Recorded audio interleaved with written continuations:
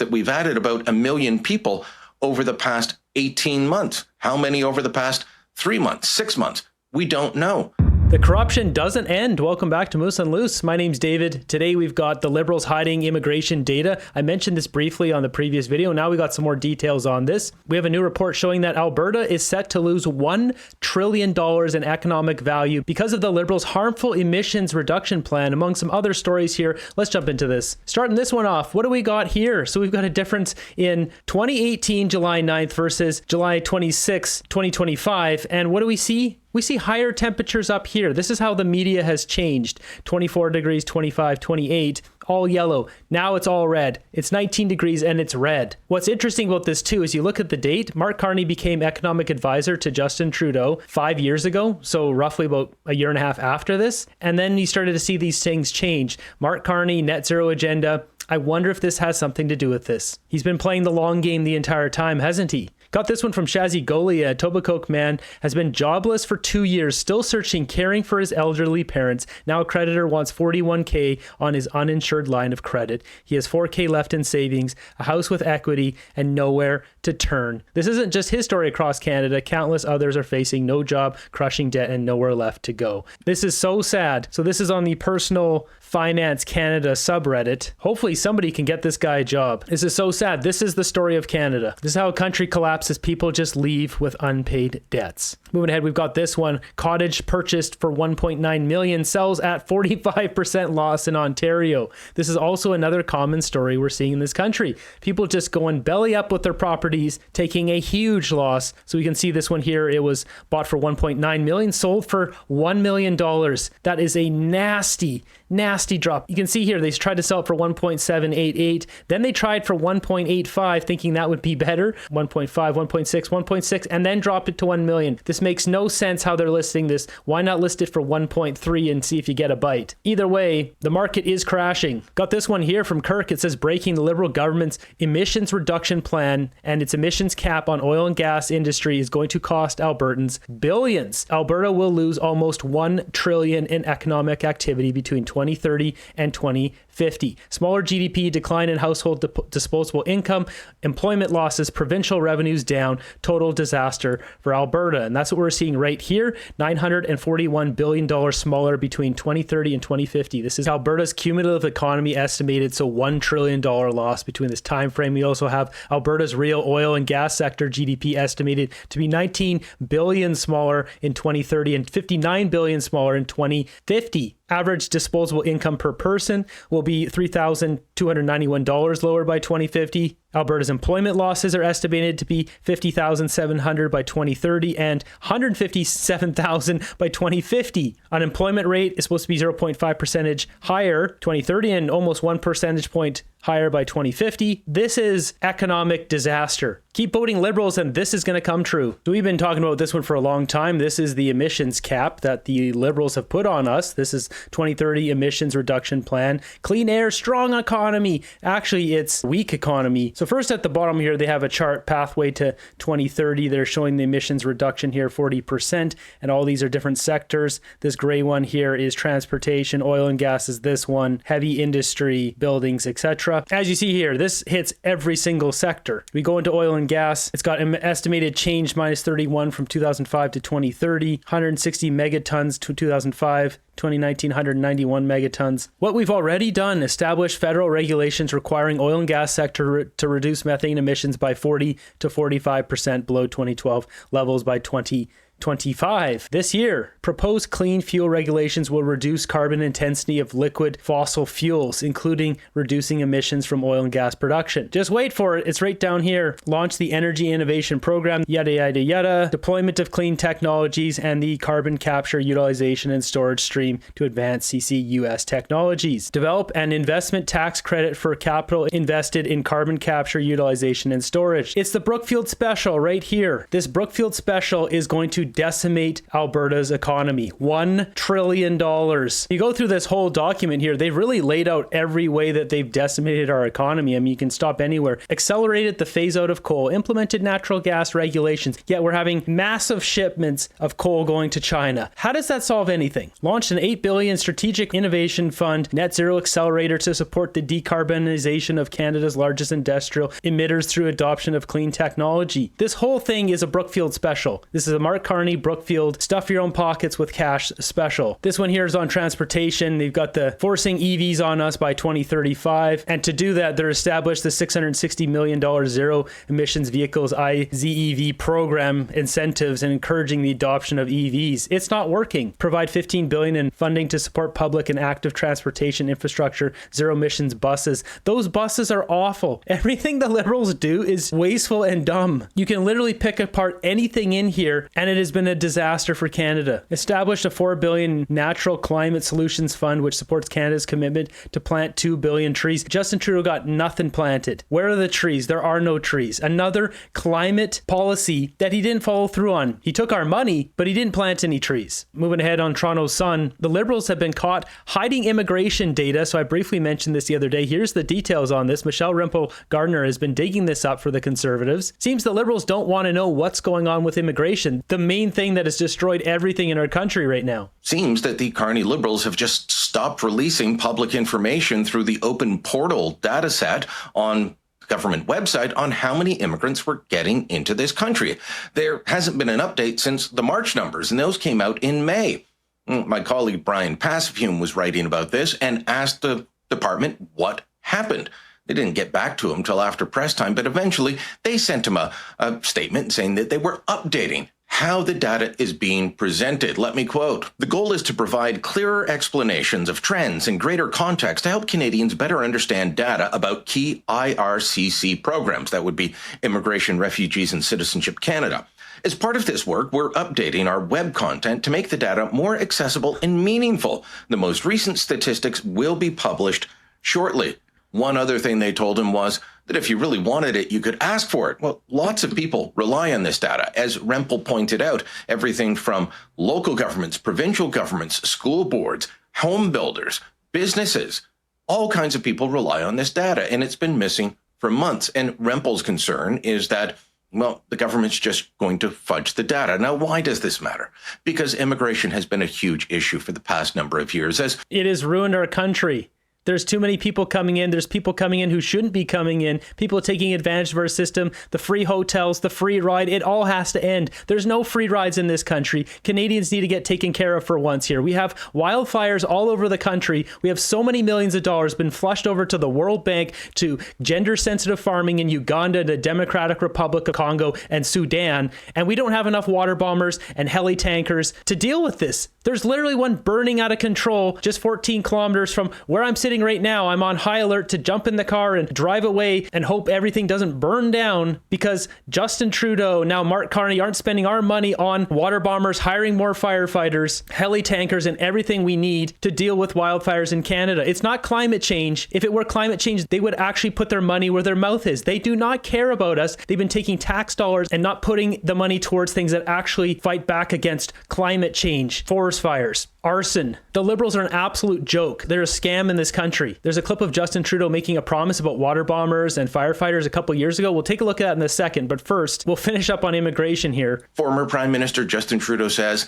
they messed up the system and that we're bringing in more people than we could absorb. Well, what's happening now? Are we still bringing in massive amounts of people? It's kind of weird because we're getting, well, mixed signals from Statistics Canada. On the one hand, their quarterly population estimate for the first 3 months of this year said, there was virtually no growth. There were only about 20,000 people added in the first quarter. Well, that's weird because their monthly jobs report, the labor force survey, was showing that about 96,000 people were added to the workforce in those first 3 months. Canada doesn't have a growing population of people 15 and older due to a baby boom. It's only happening due to immigration. Now, those numbers would be lower than a year or two ago, but they're still quite high. 32,000 people per month coming into the country and added to the labor force. That doesn't include children and people that aren't in the labor force. So that's an increase. We can see from the real-time population clock that StatsCan has that we've added about 1 million people over the past 18 months. How many over the past 3 months, 6 months? We don't know. We are not being told the proper information, and I think Michelle Rempel is right. The government's doing this for political reasons. They realize that they messed up the system that Canadians used to support wholeheartedly, and now they're dealing with a system that is broken, one that has become controversial, one that has become a lightning rod. And the reason it is all those things is because of bad Liberal policy. Are the Liberals going to fix it, or are they just going to keep hiding the numbers or fudging the numbers?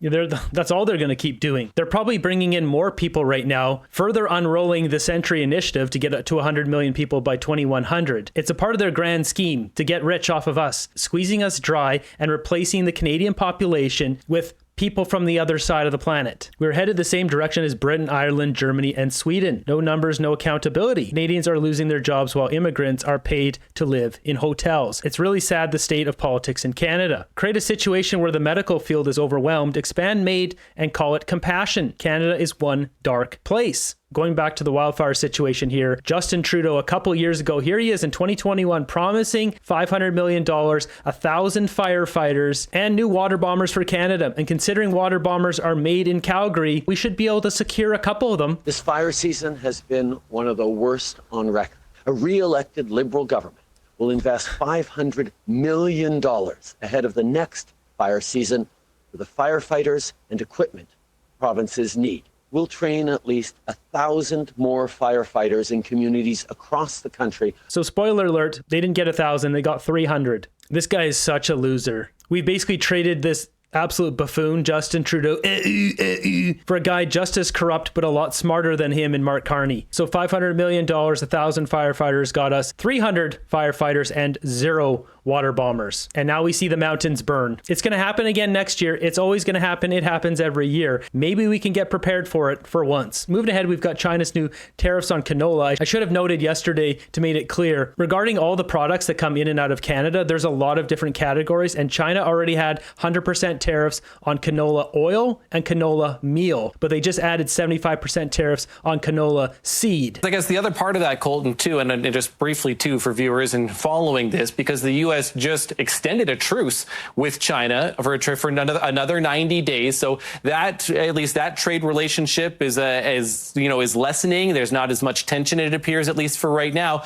Meantime, Canada-China is ramping up and on a few different fronts here with the U.S. as well for Canada. So Canada really being put in a tough spot in many, many industries right now. Absolutely. I mean, you're seeing the U.S. administration effectively trying to pull global trade away from China, trying to invest more in the United States itself, while it itself is increasing trade with China. And so it's a double whammy for Canada in that not only are we politically challenged because of the policies that have been aligned with the United States that are causing issues with China, but even if we try to get back into that Chinese market, should these tariffs come down, what you're seeing is increasing trade from other countries towards China. Australia, for example, will now have a more open market as they look for additional trading partners. The U.S. is trying to get their own soybeans into China. That's going to be something that could potentially replace, in part, the market share that was being filled by Canadian canola crop. And so now you're competing not only against other producers, but against other crops. And it's a really difficult situation for canola farmers. But on the whole scale, the grander scale, you're right. We're seeing, these large trade disputes very narrowly impact specific sectors.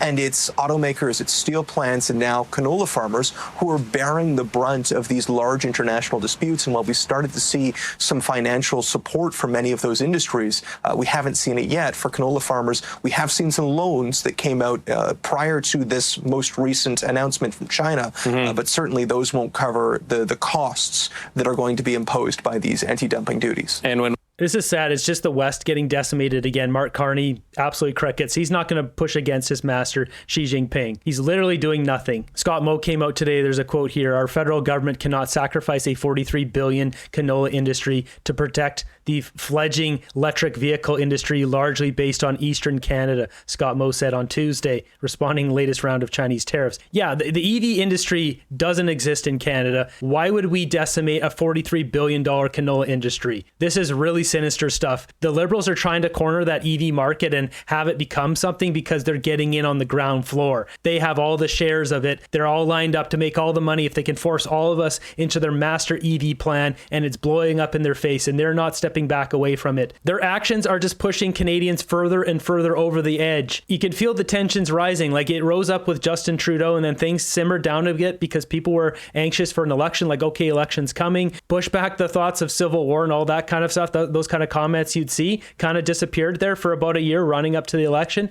And now you just see that stuff flaring up again because the Liberals keep imposing draconian policies that are hurting our country. They don't care about us. They want to use us as a cash cow. They're milking us dry. He wins no matter what. His U.S. stocks are gaining. He's already a cheerleader for China from a few years ago. It's aggravating that people don't see it. We're losing. He's going to walk away richer than when he got in. And not only getting richer, he's going to be substantially, he already is substantially richer. Here we go. Brookfield Corporation. So Mark Carney has stock options in both Brookfield Corporation and Brookfield Asset Management. If we go 6 month, because that will see the biggest jump, and look, Mark Carney gets elected here, and look what happened to the stock price. Isn't that something? $70, not even 70, $63 all the way up to $90. And honestly, I knew this was going to happen, but I refused to invest in this. I could have invested in this and made money off of it. I refuse out of principle. Maybe that's dumb, but I don't care. I'm not going to be involved in this sinister situation that's going on here. And here we've got Brookfield Asset Management. Back Mark Carney gets elected right here. So roughly, was it 59, 60 to say $60? And today, what are we at? $86, $86.34. Mark Carney is up millions of dollars since becoming prime minister. This is ridiculous. He should be forced to sell all of this. How is this even fair? You know, the Liberals will come out and say, oh, he's adhered to the strictest rules, blah, blah, blah. We all know this is dog crap. There's nothing strict about this. How can a prime minister hold stocks and be prime minister? Sell all the shares or get out of office. Moving ahead, we've got Doug Ford here with a rare win. I'll give it to him. When Doug Ford has a win, I'll give him the credit. Full disclosure, I'm an animal lover, dog lover, but that doesn't matter. You just can't be doing that. I understand the mice, the rats, maybe a rabbit, but these poor little beagles, you look at their face and... So what is he talking about here? It's been found that there's been testing on these animals, on these poor dogs. As it says here, shocking animal experiments at secret St. Joseph Hospital. Puppies subjected to induced heart attacks, confined in barren cages, and ended for heart research. This was exposed by whistleblowers. The people who are involved in this, I think they've just volunteered themselves to be the test subjects of this exact research. Whoever, leaked it out, I want to thank them, because this was all done in secret. That's another frustrating thing. So, of course, now I've directed our team to start hunting down anyone else doing research on dogs or cats. It's unacceptable. Imagine your little dog being there and they try to put him into a heart attack. A poor thing. I mean, that's terrible, terrible, terrible, inhumane. So they're done. They're gone. And just a message, if you're doing this with dogs or cats, you got to stop before I catch you. Simple as that. Can't be doing this. Matter of fact, we're going to legislate this. We're going to make it very simple. You aren't going to be going after animals like that. Given the public reaction and serious ethical concerns, you kind of alluded to it there, but will your government commit to an official review to, create some accountability for what happened here? Yeah, we'll look into it. So rare win for Doug Ford. These people are monsters that are doing this. These poor dogs. Why is it always beagles? The answer is ugly. They're docile, compliant, and their jaw isn't very strong. So a bunch of people asking for names, just appalled.